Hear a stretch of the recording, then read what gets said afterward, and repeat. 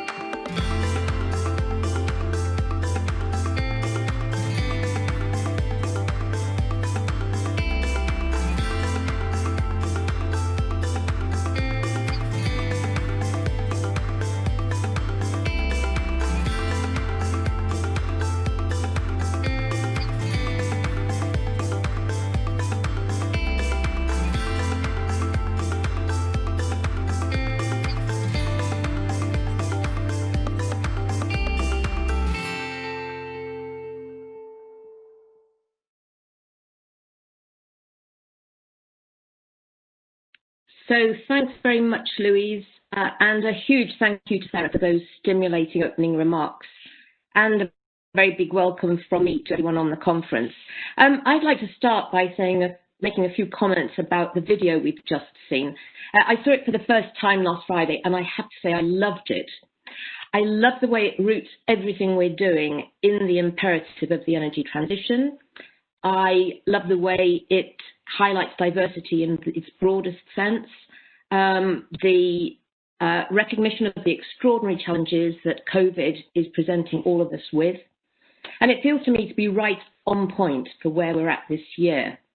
But there was one thing on the video that just made me pause, and it was that lovely rogues gallery of our 14 members, the CEOs on our Energy Leaders Coalition. For some reason, it made me stop and think about photos of the US Supreme Court. And remember Ruth Bader Ginsburg's comment that there would be enough women judges when there were 9. Now, I'm not suggesting that that's the sort of balance we're looking for in our work in Powerful Women, and it's absolutely great that we now have 14 companies and 14 leaders committed on the Energy Leaders Coalition. But it does strike me that 3 women out of 14 and not much sight of ethnic diversity is not where we're needing to be. And actually that sums up, I think, how I feel about where we're at in general at the moment. You know, it's great. We've got growing, strong support from leaders within the sector. We're doing lots of really good things. We're making progress, but the gaps where we need to be is still really visible. So if I could have the next slide, a quick reminder of our board statistics. So every year we measure the proportion of women on the boards of leading UK energy companies. And we do that because we really believe that measurement and targets are so important. This year, we have finally seen the representation of women on those boards get above 20%. We've been making steady but slow progress over the years. And a reminder that that 21% compares with the 33% target from Hampton Alexander across all sectors. In 2020, we've finally seen the proportion of women executive directors get to 13%. That's the first movement. It's been stuck at 6% since 2015. And we now have 12 companies that meet the Powerful Women objective for 2030 of having 30% of executive director positions held by women. So that's encouraging, but it's very fragile. As you saw in the video, we still have many companies with no women directors, and the vast majority of our companies have no women executive directors. So all in all, we've got a long way to go before our progress is either sufficient or sustainable. If we could move to the next slide, and why does all of this matter? As well as the economic benefit of diversity to companies, this is very much about how we set ourselves up for the energy transition at company level, at sector level, and nationally. And the energy sector is changing dramatically. We've heard so much from Sarah just now about that, and you'll hear much more about it throughout the day. We're going to need dramatically different skills compared with what we've been used to. And women and other underrepresented groups will help to bring us the technical and digital fluency, creativity and problem solving, and leadership and resilience that we need. We need people with diverse backgrounds, diverse perspectives, diverse ways of thinking, because that will help us to get the diversity of thought, which will lead to us coming up with new solutions. And research has shown that problem solving is better with cognitively diverse teams, and that teams that focus on diversity and inclusion deliver a more than 80% uplift in their ability to innovate. This year, in the aftermath of the death of George Floyd, we're more than ever, I think, aware that diversity of all kinds is absolutely essential. In Powerful Women, and through much of today, our focus is very much on women, but a huge amount of our action is focused on creating inclusive cultures where everyone can contribute and thrive. And today you'll hear much more about how our leading energy companies are responding to what's been happening and are actively broadening their I&D agendas. We can go on to the next slide. I want to say a little bit about COVID. So Louise mentioned this. There have been some real positives for the whole I&D agenda. And for example, the extraordinarily rapid shift to remote working, the sudden acceptance of flexible working, and the increased visibility of colleagues for many, and the ways in which working online has actually reduced the hierarchy and has made top leaders become more accessible. But COVID has also created new challenges for women, and just think about who's actually been taking the lion's share of childcare and homeschooling, whilst trying to hold down challenging work commitments. Looking ahead, we really want companies to embed what's worked well and what's been learnt, and resist snapping back to old work routines and mindsets. And we've heard a bit about all the change that's going on. There are going to be more and more restructurings and change programs as companies get to grips with the economic impacts of COVID.